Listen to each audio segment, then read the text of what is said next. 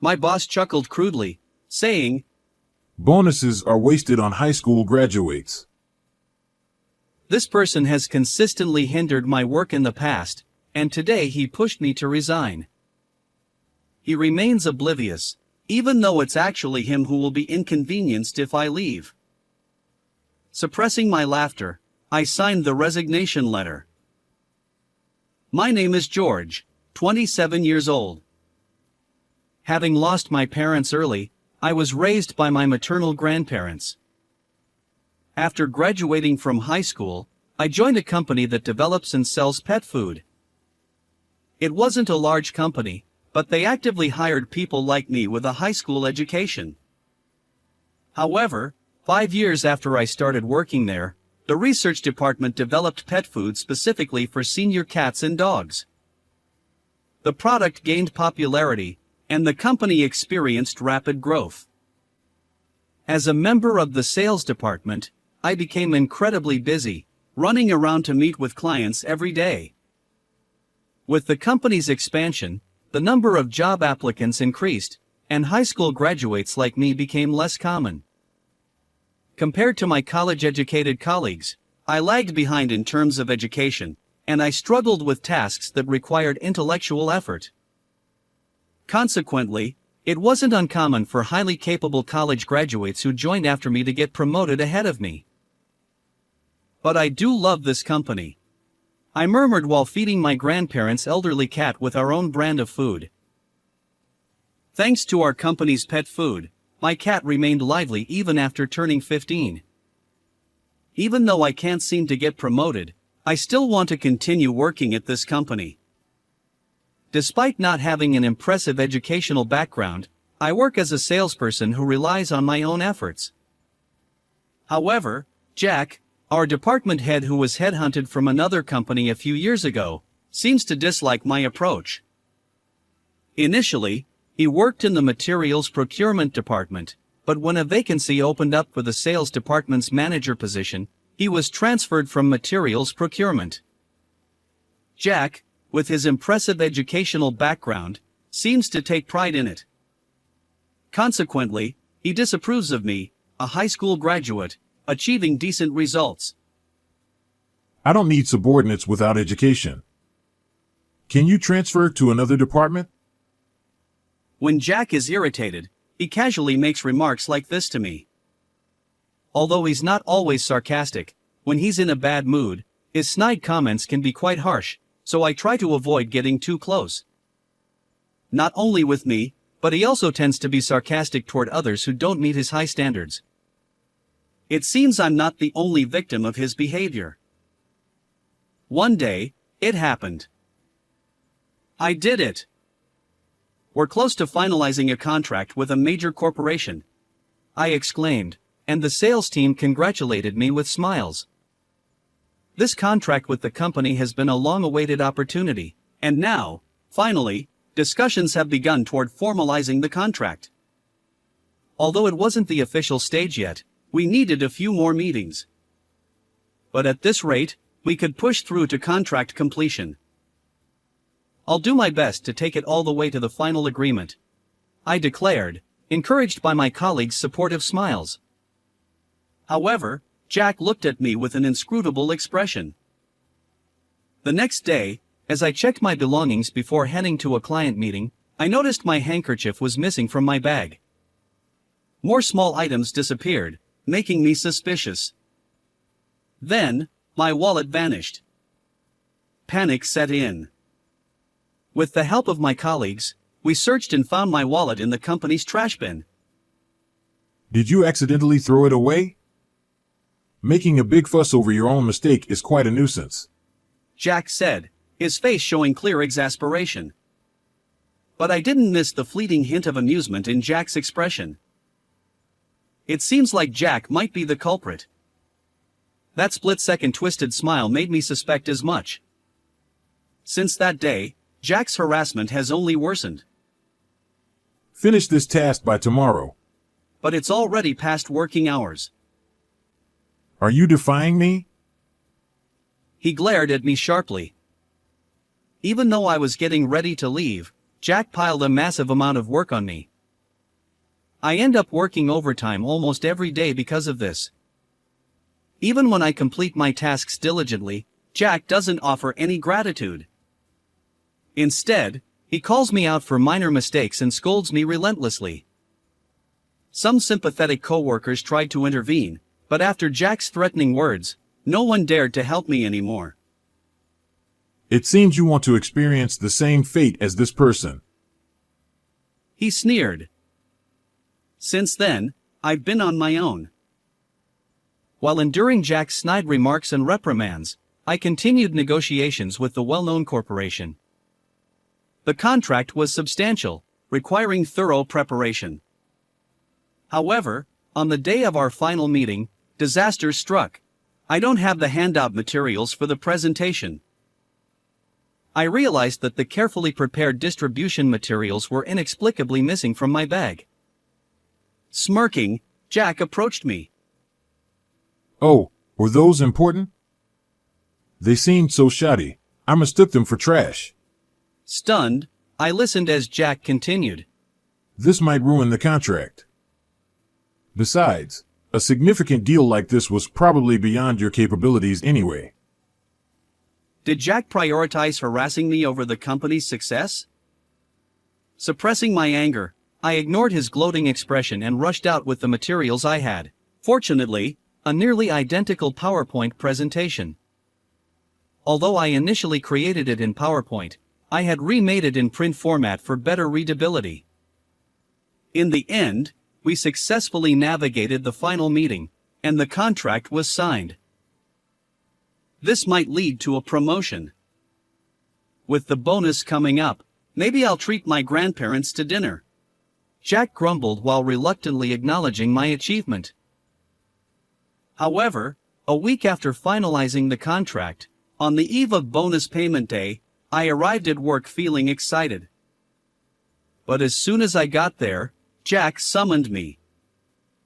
He accused me of embezzlement, claiming that I had secured a contract with another company at an unusually low price and pocketed the difference. I haven't done anything like that. I protested. Jack responded.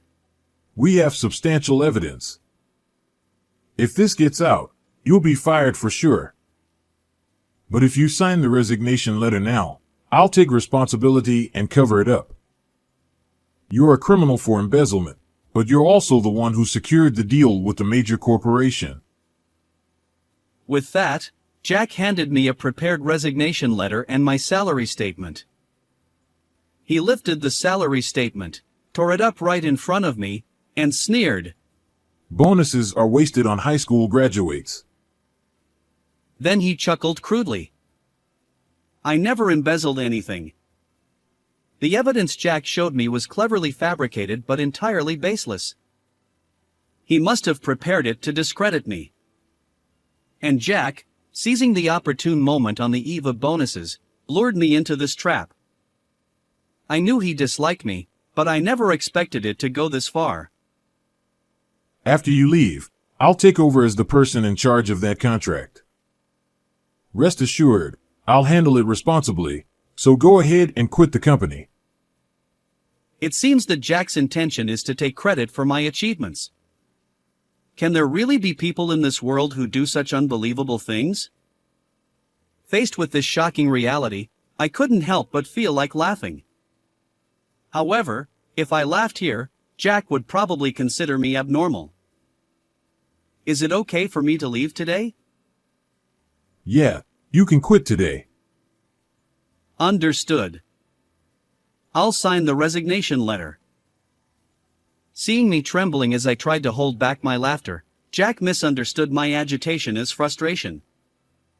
With a cheerful demeanor, he offered me his pen. You can borrow my pen. I returned to my desk, signed the resignation letter, and quickly packed my belongings. While other employees looked surprised, I didn't respond to their expressions. As I left the sales department with my packed belongings, Jack saw me off with a lecherous grin. The day after suddenly quitting my job, I was at home feeling lost. I had already explained everything to my grandmother. My grandfather scolded me, wondering why I hadn't consulted with him. As for Jack, it was my problem, and it wasn't uncommon to be disliked by someone at work. So, I decided not to make a big fuss and didn't consult anyone, neither my coworkers nor my family. I never expected Jack to go so far as to force me out like this. In hindsight, maybe I should have followed my grandfather's advice and talked to someone. But now it's too late. I need to find a new job. As I was preparing to head to the Public Employment Security Office, I received an unexpected call from Jack. Come here immediately. Huh? Didn't I officially resign yesterday? That doesn't matter now. It's a direct order from me, your boss. Get to the office right away. With those words, Jack hung up. Despite knowing he was the one who pushed me to resign, I put on my suit and headed back to the company. And when I arrived at the company and was led to the meeting room, Mr. Brown exclaimed, "Well, George. Looks like an executive is here." The person before me wasn't just an ordinary employee. He was a middle-aged man dressed in a high-end suit, wearing a gentle smile. "Mr. Brown, you're here," I said, surprised, addressing him by name. He was the vice president of the major corporation I had secured a contract with. Sitting across from Mr. Brown was a pale-faced Jack. Seeing Jack, Mr. Brown sighed and said, "George, didn't you promise you have dinner with Richard and the others once your bonus came through? Yet Richard contacted me yesterday, surprised that you'd been set up. People in this world do unbelievable things." Richard, as Mr. Brown mentioned, was my grandfather. Yes, Mr. Brown and my grandfather were classmates and good friends. A few years after I joined the company, my grandfather attended a high school reunion. There, he reconnected with his old friend, Mr. Brown. One day, my grandfather asked Mr. Brown, who always seemed downcast, why he appeared so low-spirited.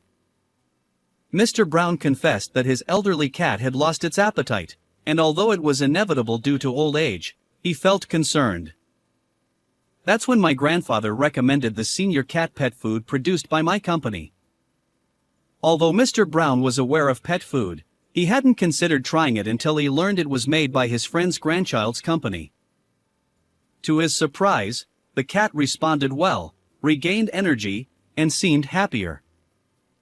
Mr. Brown expressed gratitude, saying that thanks to our company's product, he could spend more time with his beloved pet. Mr. Brown came all the way to my house to thank me. It was then that I learned for the first time that my grandfather's friend was the vice president of a major corporation. And Mr. Brown offered me a chance in sales. He then offered me an unexpected opportunity, a chance to work in sales for his company. However, he emphasized that success would depend on my abilities. Determined to make the most of this opportunity, I worked tirelessly in sales and successfully secured the contract. I appreciate your efforts. I don't want anyone else handling the tasks related to this contract. I want to work with you. Before finalizing the contract, Mr. Brown added a clause stating that the contract would be voided if someone other than me became the responsible party. I stifled my laughter when Jack pushed me to resign because I knew that my departure would jeopardize the contract. After signing my resignation letter, I immediately contacted Mr. Brown. His response was succinct. "Understood. I'll handle it from here." Little did I expect that he would personally visit our company, a surprising turn of events indeed. Now, as I mentioned earlier, if he's removed from the assignment, the contract will be void. Please sign this document right now. Mr. Brown handed the contract cancellation paperwork to Jack. It seemed that Jack had frantically called me after hearing the situation from Mr. Brown. With beads of sweat rolling down his face, Jack turned to me and shouted desperately, Your resignation is revoked. Come back to the company immediately. At this point, I couldn't help but be exasperated by Jack's authoritative tone. Jack, you're the one who pushed me to resign. Isn't it selfish to change your mind when it's inconvenient? I won't return. Jack stammered. Do you realize what you're saying? If this contract falls through, our company will suffer significant losses. I've already left this company. You threatened to fire me. Whatever happens to this company is none of my concern. That's when Mr. Brown smiled and said to me, Well, why not join us? There's an opening in the sales department. Having a skilled salesperson like you would be a great help. Jack pleaded desperately, trying to stop Mr. Brown, clinging to me. Please, George. Come back. However, I responded with a heavy sigh. I don't want to work under you. Do you understand the reasons? If I continue working under you, how many false accusations will I have to endure? My words left Jack trembling. Mr. Brown interjected. Well, while we'd like to avoid canceling the contract we've worked so hard on. He seemed troubled, and I nodded in agreement. I did want to build my career at this company. But working under this person. Mr. Brown continued. I see. You want to stay with the company. Let's consult with higher-ups. He left the meeting room and promptly brought the company president. The president happened to be at the office but was unaware of Mr. Brown's visit. He hurriedly entered the room. The president said sternly, I've heard the whole situation. You've really done something outrageous. He glared at Jack, who looked like he might collapse any moment. The president asked, George, would you return to the company if Jack weren't your boss? Yes. Under a competent manager, I'd continue working here. Understood. Let's transfer him to a different department. Jack's eyes widened at the president's decision. Wait. Please. I've dedicated myself to this company. I have a good education and am far more capable than this high school graduate. However, the president shook his head at Jack's words. You don't seem to understand yourself. If you were genuinely talented, we wouldn't be in this situation. Frankly, you're less capable than George. We'll find a suitable position for you. Jack slumped in defeat. It's entirely your own doing. From now on, don't bother me when we cross paths at the company. Until now, I've kept quiet because I didn't want trouble. But if anything happens, I'll head straight to the internal consultation office. Jack's shoulders dropped as he listened to my words. Afterward, Jack was promptly transferred. His new department is known for gathering employees at risk of layoffs. While Jack isn't entirely incompetent, there's no guarantee he won't cause another outrageous incident like this one. Gradually, he'll face demotion and eventually disappear from the company. This incident has become the subject of office gossip, and cold glances are now directed at Jack. Losing his position, combined with his already deflated spirits, will likely be a final blow. As for the sales department, the current section chief will take over as the new manager, and I've successfully returned to the company. From now on, I can work freely without interference from Jack. How did you like this video? Please subscribe as well. Let's meet again in the next video.